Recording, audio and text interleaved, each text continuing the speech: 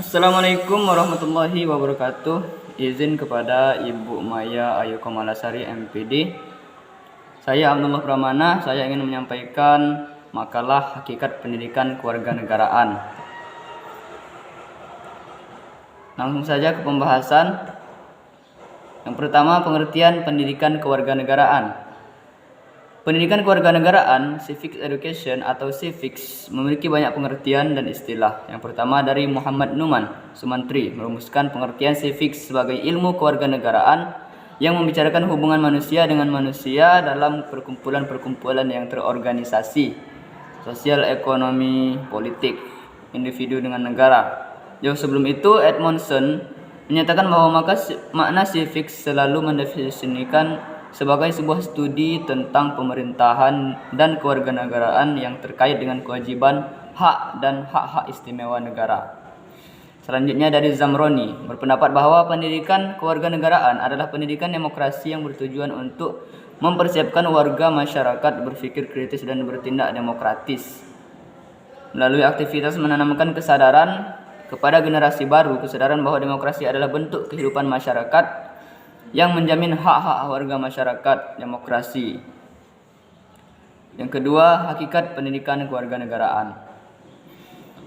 Hakikat pendidikan moral Pancasila akan dilihat dari segi yang keseluruhannya menjadi ciri khusus pendidikan moral Pancasila. Dalam hal ini, pendidikan tidak terlepas dari proses interaksi belajar, karena pendidikan akan tercapai apabila ada interaksi yang baik antara siswa dan guru di kelas. Masalah dan ruang lingkup pembelajaran IMP meliputi materi terdiri dari P4, UUD 1945 dan GBHN, serta ditambah dengan fakta-fakta sejarah perjuangan bangsa Indonesia.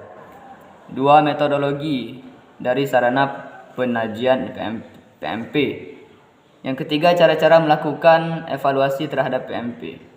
Berdasarkan masalah-masalah di atas, maka hakikatnya pendidikan kewarganegaraan dalam PMP meliputi effective education, yaitu merupakan pendidikan yang mengembangkan dan membina sikap mulai dari tingkatan yang belum tahu terhadap suatu nilai sampai siswa itu menyadari dan melakukan nilai moral itu dalam tingkah laku kehidupan sehari-hari. Bull 1908 mengatakan bahwa perkembangan sikap seseorang anak meliputi beberapa tahap antara lain sebagai berikut.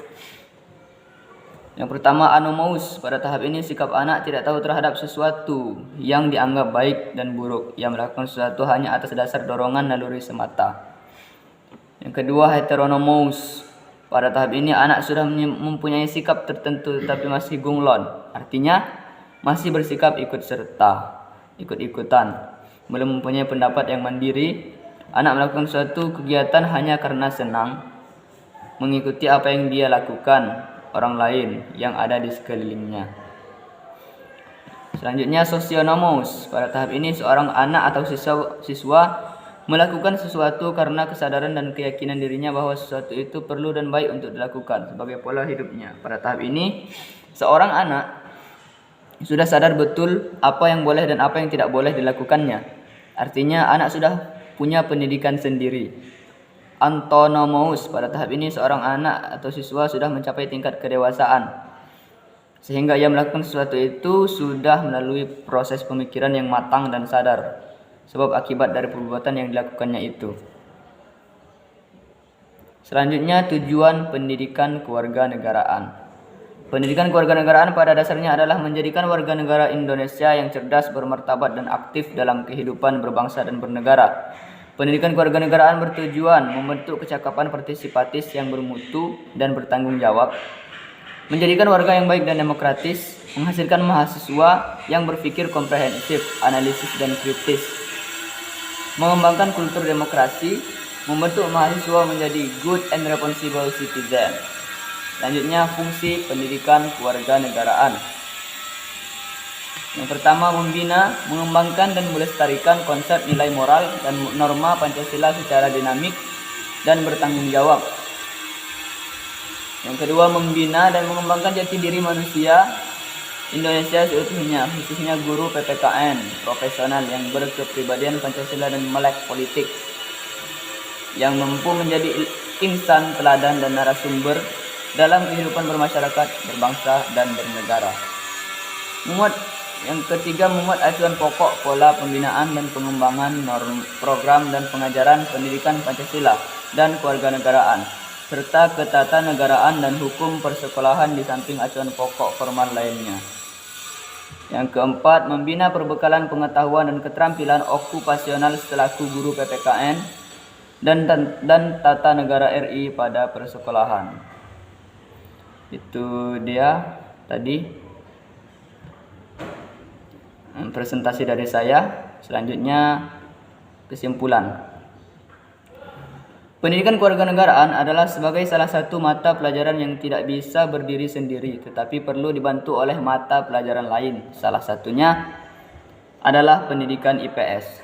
Hakikat pendidikan kewarganegaraan merupakan pendidikan pembelajaran demokrasi yang bertujuan untuk mempersiapkan warga masyarakat berpikir kritis dan bertindak demokratis melalui aktivitas menanamkan kesadaran kepada generasi baru, kesadaran bahwa demokrasi adalah bentuk kehidupan masyarakat yang menjamin hak-hak warga masyarakat, yaitu pembelajaran yang mampu menjadikan warga negara yang cerdas, bermartabat dan aktif dalam berbangsa dan bernegara dengan cara mengembangkan dan membina sikap mulai dari tingkatan yang belum tahu terhadap suatu nilai sampai siswa itu menyadari dan melakukan nilai moral itu dalam tingkah laku kehidupan sehari-hari. Tujuan pendidikan kewarganegaraan pada dasarnya adalah menjadikan warga negara Indonesia yang cerdas, bermartabat dan aktif dalam kehidupan berbangsa dan bernegara. Fungsi pendidikan kewarganegaraan yaitu membina, mengembangkan dan melestarikan konsep nilai dan norma Pancasila secara dinamik dan bertanggung jawab.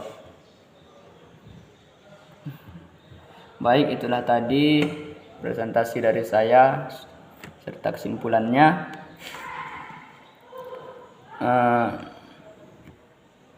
Saya akhiri. Bila saya ada salah-salah kata, saya mohon maaf. Kepada Allah saya mohon ampun. Saya akhiri dengan wassalamualaikum warahmatullahi wabarakatuh.